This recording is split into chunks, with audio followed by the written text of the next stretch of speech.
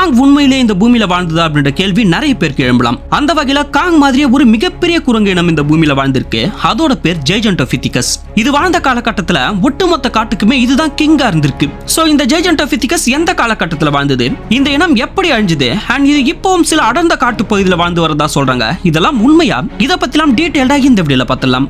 வீடியோக்குள்ள போறதுக்கு முன்னாடி காங் அண்ட் காட்ஸிலாவோட ஃபேன்ஸ் யாராவது இருந்தீங்கன்னா அந்த லைக் பட்டனை தட்டி விடுங்க. அண்ட் நீங்க டீம் காங்கா இல்ல டீம் காட்ஸிலாவா அப்படின்றத இப்பவே கமெண்ட்ல சொல்லுங்க. புது வியூவர்ஸ் யாராவது இருந்தீங்கன்னா சேனலை சப்ஸ்கிரைப் பண்ணி முக்கியமா அந்த பெல் ஐகானை ஆல்ல போட்டுக்கோங்க. அண்ட் இப்போ வாங்க வீடியோக்குள்ள போலாம்.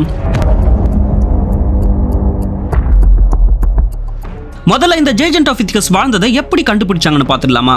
1935 சைனால இருக்க ஒரு ட்ரக் ஸ்டோர்ல, அதாவது ஒரு மருந்து கடையில டிராகன் போன்ஸ்னு சொல்லப்பட்ட சில மருந்துகள் விற்பனை செஞ்சிருக்காங்க. அப்போ வேன் கொனிக்ஸ்வெல்ட் அப்படின்ற ஒரு சயின்டிஸ்ட் ரிசர்ச்காக அந்த கடையில டிராகன் போன்ஸ் வாங்க போகும்போது அங்க அவர் கண்ணுக்கு வித்தியாசமான பெரிய சைஸ்ல இருக்க சில பற்கள் தென்பட்டிருக்கு. உடனே அதை வாங்கிட்டு வந்து ரிசர்ச் பண்ணி பார்க்கும்போது இது டிராகனோட பல் கிடையாது, அதே சமயம் இது மனிதனோட பற்களும் கிடையாது. ஏன்னா இது நம்ம பற்களை விட 4 மடங்கு பெருசா இருந்திருக்கு. அப்பதான் இந்த பற்கள் மனித இனத்துக்கு பரிச்சயமே இல்லாத ஆனா மனிதன் மாதிரியான மிகப்பெரிய ஒரு உயிரினத்தோட பற்களா தான் இருக்க முடியும் அப்படின்ற ஒரு முடிவுக்கு வராரு. பிறகு இந்த விஷயத்தை அவரோட டீமுக்கு இன்ஃபார்ம் பண்ணி அந்த ஏரியால கிடைக்கக்கூடிய எல்லா டிராகன் போன்ஸையும் வாங்கிட்டு வந்து ரிசர்ச் பண்ணி பார்த்ததுல அவங்களுக்கு இந்த மாதிரி மொத்தம் 53 பற்கள் கிடைச்சிருக்கு. பின் இந்த பற்கள் எதோட பற்களா இருக்கும்னு தெரிஞ்சுக்கிற ஆர்வம் அதிகமாகி அந்த கடைக்காரர்களுக்கு இந்த பற்களை யார் கொண்டு வந்து கொடுத்தாங்க, அவங்களுக்கு இந்த பற்கள் எங்க கிடைச்சது அப்படின்றத விசாரிச்சு இந்த பற்கள் கிடைச்ச இடங்களுக்கு போய் அந்த பகுதி முழுக்க ஆராய்ச்சி பண்ணதுல அவங்களுக்கு 2 பெரிய தாடை எலும்புகள் கிடைச்சிருக்கு. அந்த தாடை எலும்புகளை லேப்க்கு கொண்டு வந்து ஆல்ரெடி இவங்க கிட்ட இந்த பற்களை அந்த தாடை எலும்புகள் கூட வச்சு மேட்ச் பண்ணி பார்க்கும்போது தான் இந்த உலகத்துல வாழ்ந்த ஒரு மிகப்பெரிய பிரைமேட் இனத்தோட பற்களை கண்டுபிடிச்சிருக்கோம்னு ஒரு முடிவுக்கு வராங்க. அந்த பிரைமேட்க்கு ஜெய்ஜென்டோபித்திகஸ் அப்படின்ற பேரும் வச்சாங்க. பிரைமேட் அப்படின்னா என்னன்னு குழப்பிக்காதீங்க. பயாலஜிக்கலா இந்த பிரைமேட் அப்படின்ற கேட்டகரிக்குள்ள தான் மனிதர்களாகிய நம்ம அடங்குவோம். இந்த பிரைமேட் அப்படின்ற இதே கேட்டகரிக்குள்ள தான் மனிதர்களாகிய நம்ம மட்டும் இல்லாம ஏப்ஸ், கொரில்லாஸ், ஒரங்குட்டான்ஸ், சிம்பான்ஸ் போன்ற உயிரினங்களும் அடங்கும். சோ அந்த வகையில இதே கேட்டகரிக்குள்ள தான் உலகத்தோட மிகப்பெரிய பிரைமேட்டா வாழ்ந்த ஜெய்ஜென்டோபித்திகஸை கண்டுபிடிச்சிருக்காங்க. ஜெய்ஜென்டோபித்திகஸ் அப்படின்ற பேருக்கான அர்த்தமே ஜெயின் டேப், அதாவது மிகப்பெரிய குரங்கினம் அப்படின்றது தான். அண்ட் கிடைச்ச அந்த பற்களையும் தாடை எலும்புகளையும் வச்சு தொடர்ந்து ஆராய்ச்சி பண்ணதுல இந்த ஜெய்ஜென்டோபித்திகஸே 3 வகையா இருந்திருக்கு. அதுல ஜெய்ஜென்டோபித்திகஸ் பிளாக்கி அப்படின்ற இந்த குரங்கினம் தான் மிக பெருசா பிரம்மாண்டமானதா இருந்திருக்கு. அண்ட் இந்த பிளாக்கியோட சைஸ் கிட்டத்தட்ட 9 லிருந்து 10 அடி இருக்கும்னு சொல்லப்படுது. ஒரு ஆவரேஜான மனிதனோட ஹைட்டே 6 ஃபீட் கூட கிடையாது. ஆனா இந்த ஜெய்ஜென்டோபித்திகஸ் பிளாக்கி ஒரு ஆவரேஜான மனுஷனை விட டபுள் மடங்கு பெருசா இருந்திருக்கு. அண்ட் இதோட வெயிட் கிட்டத்தட்ட 500 லிருந்து 1000 கிலோ வரைக்கும் இருக்கும்னு சொல்லப்படுது. இந்த குரங்கினம் சுமார் 20 லட்சம் வருடங்களுக்கு முன்னாடி பூமியில வாழ்ந்திருக்கலாம்னு கண்டுபிடிக்கப்பட்டிருக்கு. குறிப்பா சவுத் ஏஷியா பகுதிகளில், அதாவது சைனா மற்றும் இந்தியால தான் வாழ்ந்ததா கண்டுபிடிக்கப்பட்டிருக்கு. அந்த காலத்துல இதோட வாழ்க்கை முறை எப்படி இருக்கும்னு பார்க்கும்போது இது காடுகளோட ரொம்பவே அடர்ந்த பகுதியில் தான் வாழ்ந்திருக்கு. ஆனா என்னதான் இது காடுகள்ல வாழ்ந்த ஒரு குரங்கினமாவே இருந்தாலும் இதோட மேசிவான வெயிட் காரணமாக இதெல்லாம் மரம்லாம் ஏற முடியாது. சோ இது தரைப்பகுதியில ப்ரிப்பேர் பண்ணி தான் வாழ்ந்திருக்கும். அது மட்டும் இல்லாம பல வருஷமா இது மனிதர்கள் மாதிரி 2 கால்கள்ல நடந்திருக்கும்னு சொல்லிட்டு இருந்தாங்க. ஆனா ரீசெண்ட் ரிசர்ச்ல தான் இதோட மேசிவ் வெயிட் மேனேஜ் பண்ற விதமா இது 2 கால் 2 கைகளை பயன்படுத்தி நடந்திருக்கும்னு ஒரு முடிவுக்கு வராங்க. அதாவது இன்னைக்கு இருக்க மாடர்ன் டே ஏப்ஸ் மாதிரி. சோ அந்த வகையில இதோட உணவு முறையுமே ரொம்ப ஈஸியா கண்டுபிடிக்கிறாங்க. ஆல்ரெடி கிடைச்சிருக்க பற்களை வச்சு பார்க்கும்போது இது தாவர வகைகளை உண்ணு வாழ்ந்து வந்த ஒரு தாவர உண்ணிதானும். அண்ட் இது மரம் ஏறாம தரைப்பகுதியில் மட்டுமே வாழ்ந்து வந்ததால தரைப்பகுதியில் கிடைக்கிற இலை, தழைகள், பழங்கள், கிழங்குகள் போன்றவற்றை தின்னு வாழ்ந்து வந்திருக்கலாம் அப்படின்றதையும் கண்டுபிடிச்சிருக்காங்க. இவ்வளவு பெரிய ஜெயின் டேப்பை நம்ம மைண்ட்ல இமேஜின் பண்ணும்போது அது காங் மாதிரி இருந்திருக்கலாம்னு தான் இமேஜின் பண்ணுவோம். சோ இதுவும் காங் மாதிரி அக்ரெசிவா மற்ற உயிரினங்களை அடிச்சு ஓட விடக்கூடிய அளவுக்கு பயங்கரமானதா இருக்குமான்னு கேட்டீங்கன்னா அதுக்கான எக்ஸாக்ட் ஆன்சரை நம்ம விஞ்ஞானிகளால் கொடுக்க முடியல. ஏன்னா இந்த ஜெய்ஜென்டோபித்திகஸோட பற்களும் தாடை எலும்புகளும் மட்டும்தான் கிடைச்சிருக்க தவிர மற்ற பாடி பார்ட்ஸ் எதுவுமே கிடைக்கல. சோ கிடைச்சிருக்க கம்மியான பார்ட்ஸை வச்சு ரொம்பவே பேசிக்கான விஷயங்களை மட்டும் நம்மளால் கண்டுபிடிக்க முடிஞ்சது. அதாவது இதோட சைஸ் இவ்வளவு இருந்திருக்கும், இதோட உணவு பழக்கம் எப்படி இருந்திருக்கும்னு குறிப்பிட்ட ஒரு சில விஷயங்களை மட்டும் தான் சொல்ல முடிஞ்சதே தவிர இந்த ஜெய்ஜென்டோபித்திகஸ் பத்தின நிறைய விஷயங்கள் ஒரு கேள்விக்குறியா தான் இருக்கு. அண்ட் மெஜாரிட்டியான சயின்டிஸ்ட் சொல்றது என்னன்னா இந்த உயிரினம் காடுகள்ல ரொம்பவே அமைதியான சூழல்ல எந்த உயிரினங்களோட தொந்தரவும் இல்லாம வாழ்ந்திருக்கும் அப்படின்னும். ஆனா என்னதான் இது அமைதியான ஒரு வாழ்க்கை முறையை வாழ்ந்து வந்தாலுமே வேற ஏதாவது ஒரு மிருகம் தன்னை தாக்க வந்துச்சுன்னா சும்மா விடாது. தன்னோட உயிரை காப்பாத்திக்கிறதுக்காக மற்ற மிருகங்களை அடிச்சு கொல்றதுக்கான கேப்பபிலிட்டியும் இதுக்கு இருக்குன்னு சொல்றாங்க. அண்ட் இது ஒரு தாவர உண்ணி அப்படின்றதால இது மற்ற மிருகங்களை அடிச்சு கொன்னாலுமே ஒருபோதும் அதோட மீட்டை சாப்பிட்டு இருக்காதுன்னு நினைச்சீங்கன்னா அதுதான் இல்ல. இதோட பல்லமைப்பை மாடர்ன் டே பிரைமேட்ஸ் கூட கம்பேர் பண்ணும்போது அதுங்கள மாதிரி K9 அப்படின்ற தாடை அமைப்பை தான் கொண்டிருக்கு. அந்த வகையில இப்ப இருக்க ஏப்ஸ், ஒரங்குட்டான்ஸ் எல்லாமே மீட் சாப்பிடும்.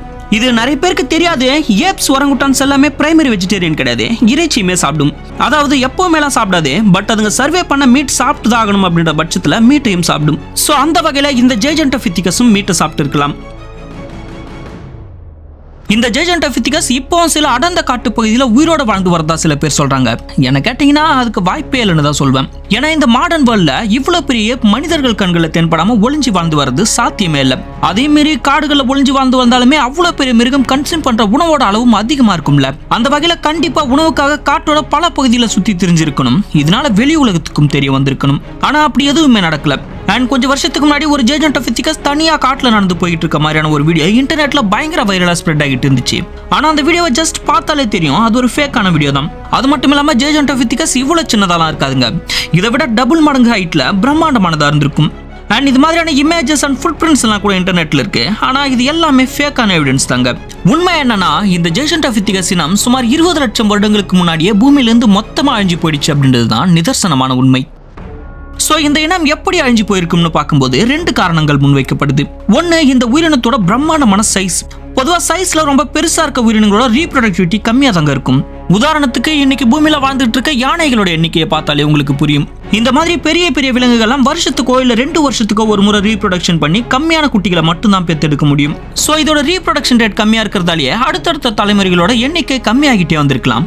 அண்ட் இன்னொரு முக்கியமான காரணம் என்னவா இருக்கும்னு பார்க்கும்போது 20 லட்சம் வருடங்களுக்கு முன்னாடி பூமியில ஏற்பட்ட எக்ஸ்ட்ரீம் கிளைமேட் சேஞ்ச், அதாவது ஐஸ் ஏஜ் பீரியட்ல தான் இந்த ஜெய்ஜென்டோபித்திகஸ் இனமே பூமியிலிருந்து மொத்தமா அழிஞ்சு போயிருக்கலாம்னு சொல்லப்படுது. இந்த ஐஸ் ஏஜ் பீரியட் எப்போ ஸ்டார்ட் ஆச்சு, எப்படி ஸ்டார்ட் ஆச்சு அப்படின்றத பத்திலாம் ஆல்ரெடி நம்ம சேனல்ல பூமி எப்படி உருவானது அப்படின்ற ஒரு வீடியோ போட்டிருக்கேன்ல. அந்த வீடியோலயே கிளியரா எக்ஸ்பிளைன் பண்ணிருப்பேன். அந்த வீடியோ பார்க்காதவங்க லிங்க் ஃபர்ஸ்ட் கமெண்ட்லயும் மேல ஐ கார்ட்லயும் கொடுக்குறேன். இந்த வீடியோ ஃபுல்லா பார்த்து முடிச்சுட்டு அந்த வீடியோ பார்த்துடுங்க. அண்ட் இப்போ இந்த ஐஸ் ஏஜ் பீரியட பத்தி சிம்பிளா சொல்லணும்னா நம்ம பூமி இப்போ இருக்க மாதிரி எப்பவுமே பசுமையாவும் செழிப்போடுவோம்லான்றாதுங்க. பல லட்சம் வருடங்களுக்கு ஒரு முறை பூமி முழுக்க பனிக்கட்டியால உறைஞ்சி ஒரு பனிப்பந்து மாதிரி மாறிடும். இந்த நிகழ்வு தான் ஐஸ் ஏஜ் ஆர் ஸ்னோபால் எர்த்னு குறிப்பிடுவாங்க. பின் காலப்போக்கில் அந்த ஐஸ் கட்டிகள் எல்லாம் கரைஞ்சி பூமி மீண்டும் பழைய நிலைக்கு திரும்பும். இந்த மாதிரியான நிகழ்வு பூமி உருவாகி பல கோடி வருடங்கள்ல நிறைய முறை நடந்திருக்கு.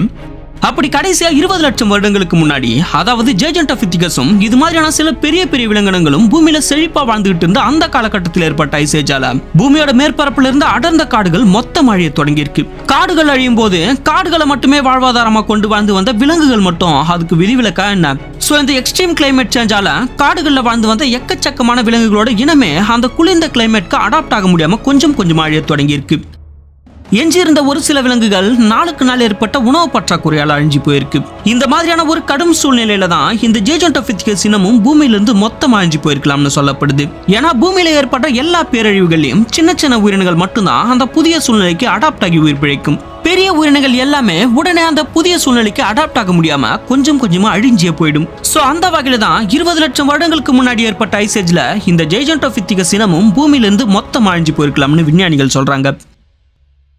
இந்த ஜெய்ஜென்டோபித்திகஸே மிகப்பெரிய உயிரினம்னா 6 கோடி வருடங்களுக்கு முன்னாடி டைனோசர் காலத்துல பூமியில இதை விட பெரிய பெரிய மிருகங்கள்லாம் வாழ்ந்திருக்கு. இன்னும் அந்த மிருகங்கள்லாம் பாத்தீங்கன்னா கண்டிப்பா நீங்களே மிரண்டு போயிடுவீங்க. சோ அந்த டைனோசர் காலத்துல வாழ்ந்த மிகப்பெரிய உயிரினங்கள்லாம் என்ன அப்படின்ற வீடியோ ஆல்ரெடி நம்ம சேனல்ல அப்லோட் பண்ணிருக்கேன். அந்த வீடியோ பார்க்காதவங்க ஸ்கிரீன்ல ரைட் சைடுல தெரியுற இமேஜ் கிளிக் பண்ணி பாருங்க.